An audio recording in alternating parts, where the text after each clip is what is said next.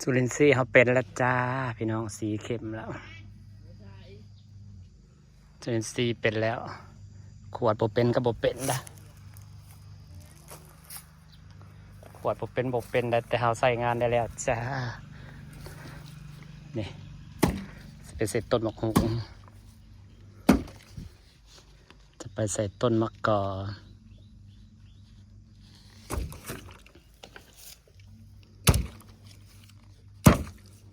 เทลาดลงไปเลยจ้ะให้มันเย็นก่อนไปดูเด็กหน่อยจับปลาก็ได้ดูเด็กๆจับปลาก่อน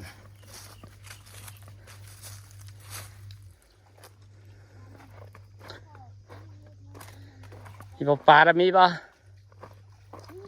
มีปลาดุกอยู่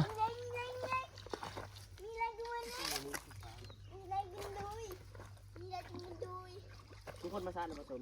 จักแล้วมีบ่มีป่าบ่เคยเห็นดินตุ่มๆอยู่แต่จากโตแล้วไปไงนะแต่จากโต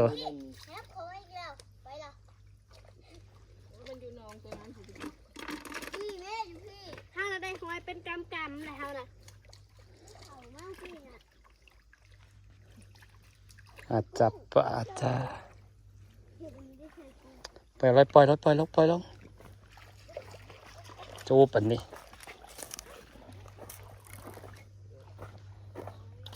อยาก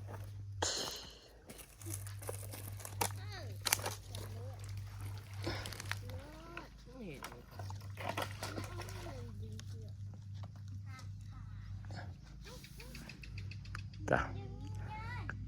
รอดูน้องนี่สะบลายลงคืนดิสัวตอกไม้ใส่เข้าไปแล้วตอกไม้ตีจกเฮือน้ำไหลลงคืนแล้วเพื่อชีวิตอยู่2 ชั่วโมงเอ้า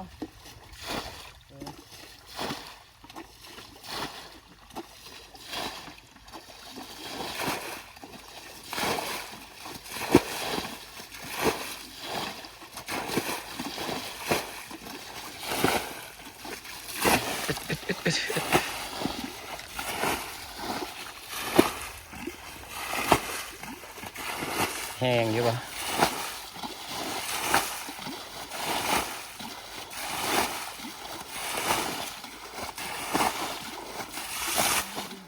จีบหอยอ่ะนะเป็นแพร่อยู่หอยน้อยนะยานปลาตัวอะไรปลาว้าหอยน้อยปีหนาซ้ำหอยศิลาปลาขัวเขาเอาในหอยนะมันยังน้อยหอยมันยังอันนี้ฮักก็ออกวีได้เป็นแพร่น้องนี่ว่าน้องนั่นมันเลี้ยงปลาหมูมันกินหอยกำลังพักกันเก็บปูเก็บปลาเก็บหอยไปน้องหอยน่ะลายแท้ลายว่าปลาลูกมันเห็นกันลายหอยน้อยนะจะหน่อยฝนก็มาแล้วฝนมารอบเดียวน้ำก็เต็มแล้วน้องเต้นะแต่เจ๊กตัวเลยปลาขอนะปลาดุกบ่มีบ่ทำมันกับมันเจือนถมหมดไปเองสิตมแล้วเอาน้ำขันได้เลยถ้าเอาดินขันได้แล้วเขาซะกายภาษาเอามีแต่ปลาดุกจะบอกเขามาเอาเบิดประจักตอนบอกวันกวน จุ่มน้องภาษาจะบอกเขามาสอดเอาเบิดประจักคือยิ่งไม่สอนแม่แต่เอาแล้วแม่จะวิ่งที่ลายอันอยู่ไปเอาบ่อนนั่นแย่งเลยเอามาที่ละน้องใดแล้วก็กัดเก็บหอยเก็บปูเก็บปลาหอยน้อยละลายเรียหรอ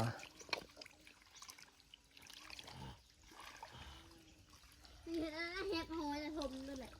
เอาทมมันไหวเหรอเกี่ยวตีนมาใหญ่มันพูดมึงเบิ่งแม่เห็ดน้ำนะเบิดละปลาแล้วปล่อยน้ำลงมาแล้วเดี๋ยวอะไรปลาซาเด้ฮะ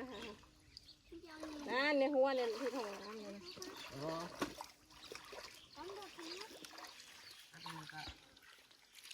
อตตะหอยเป็นแพรอยู่เป็นแผ่นอยู่หอยน้อยนะ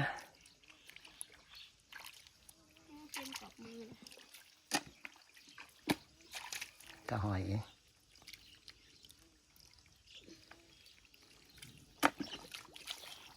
เลือกเอาหัวใหญ่เท่าไหร่ แต่น้อยปลายมันเข่ากลับแล้วฝนมามันแผ่ฝนตกแล้วแม่มาแรงก็เอาแท้อยากให้ฝนตกพี่น้องแต่จะโตแล้วป่า ขายอยู่ปุ๊บ อันนี้หอยบ่อันนี้หอยจ้าสิป่า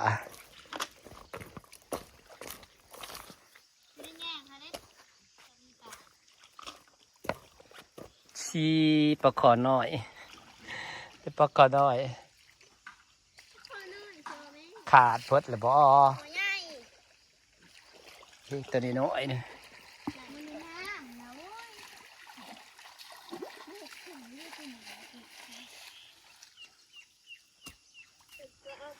กอละไม้เอากอใหญ่เป็นเราพี่น้องผู้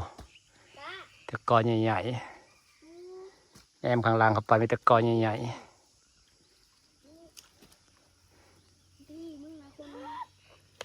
แต่กอใหญ่ๆ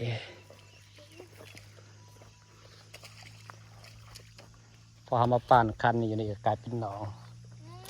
ก็ได้หนองเป็น2 หนองไปเลยจ้า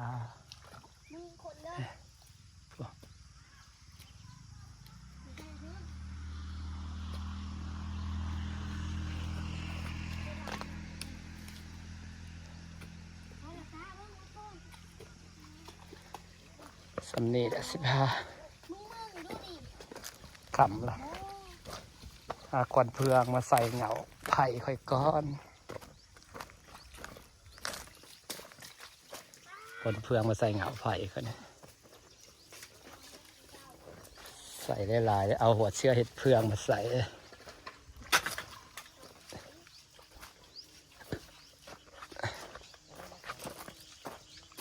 คนเพืองอยู่เถียงอายไปได้ใส่กระสอบไว้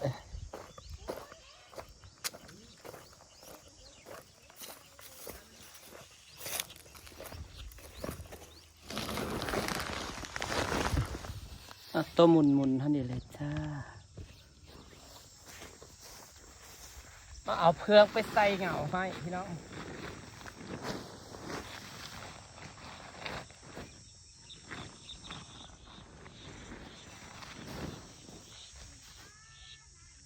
เอาไปใส่เหงาไผ่แล้วก็เท้าเหยียบมันแจบแล้วก็ใส่หัวเสื้อเห็ดฟาง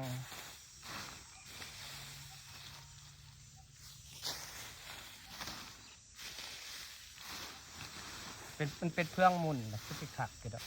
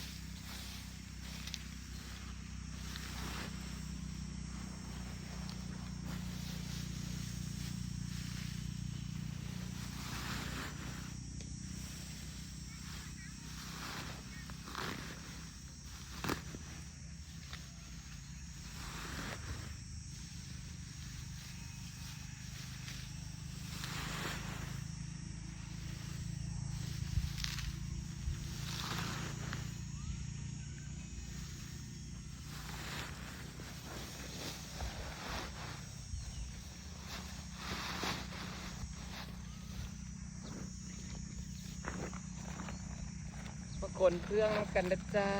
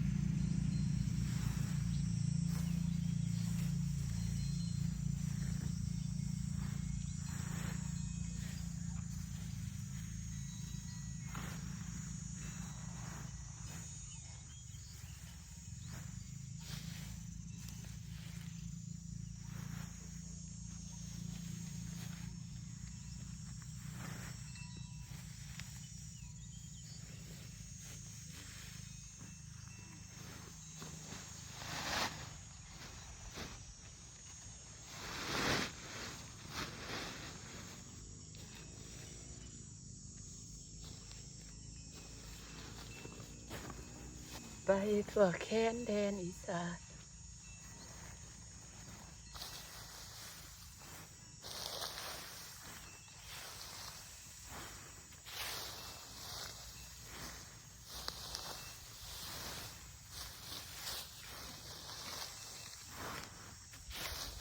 นอกจากที่ฝากบรรยากาศไปสำเร็จแล้วพี่น้องคนเพื่องไปใส่เหงาไผ่ก่อนจะไปใส่เหงาไม้ปกไว้ให้มันแห้งสวัสดีเด้อ